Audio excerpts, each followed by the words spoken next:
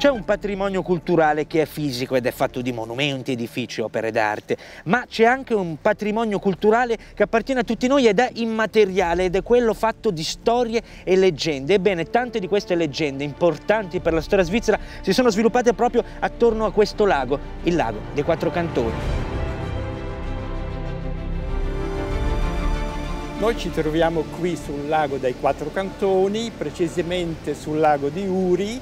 Questo lago è geograficamente un punto centrale, ma non soltanto geograficamente, ma anche simbolicamente, perché qui sulle sponde del lago di Uri si sono svolte le vicende di Tell.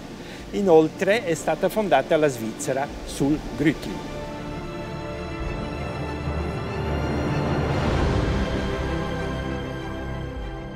Ecco, attorno al lago, un luogo più denso di leggenda e storia, non potevamo trovarlo, siamo al praticello del Rütli.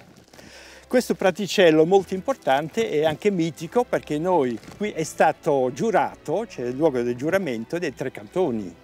E questi tre cantoni con questo giuramento hanno fondato la Confederazione Svizzera. Ma perché questi tre cantoni sono venuti proprio su questo praticello?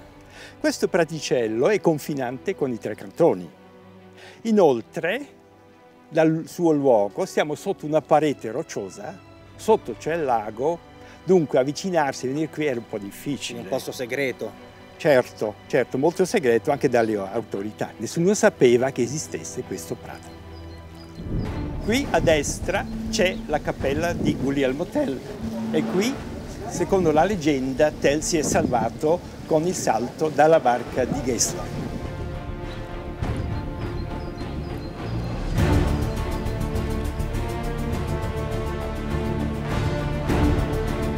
Siamo sbarcati, ci troviamo nel centro storico di Altdorf, possiamo dirlo, anche in questa piazza si è fatta la storia leggendaria della Svizzera. C'è stata la scena del cappello sull'asta, che Gessler, il balivo, aveva messo per costringere i cittadini di salutarlo. Tell non l'ha fatto e così Gessler lo fece arrestare. E anche in questa piazza è venuta la scena del lancio, del tiro della mela. Del tiro alla mela. Sì. E per ricordare questa scena hanno messo qui questo monumento di Guglielmo Tell del 1895. Ed eccoci infine dove tutto è cominciato, dove sorge questa cappella si dice sia nato Guglielmo Tell. Sia nato e abbia vissuto qui, però non ci sono documenti, non si ha nemmeno un scritto, si sa che la prima volta quando è nominato Tell nel libro bianco di Sarnen e poi anche nel libro di Egidius Tschudi nel Chronicon Helveticum.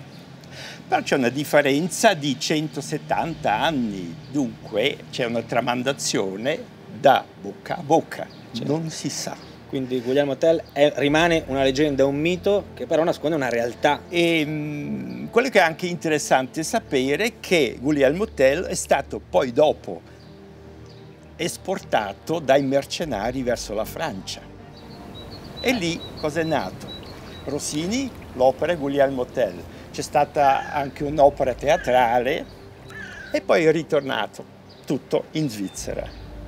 La fondazione della Svizzera nel XIX secolo, verso il 1848, perché lì c'è stata la prima Costituzione, lì Tell è diventato una persona molto importante.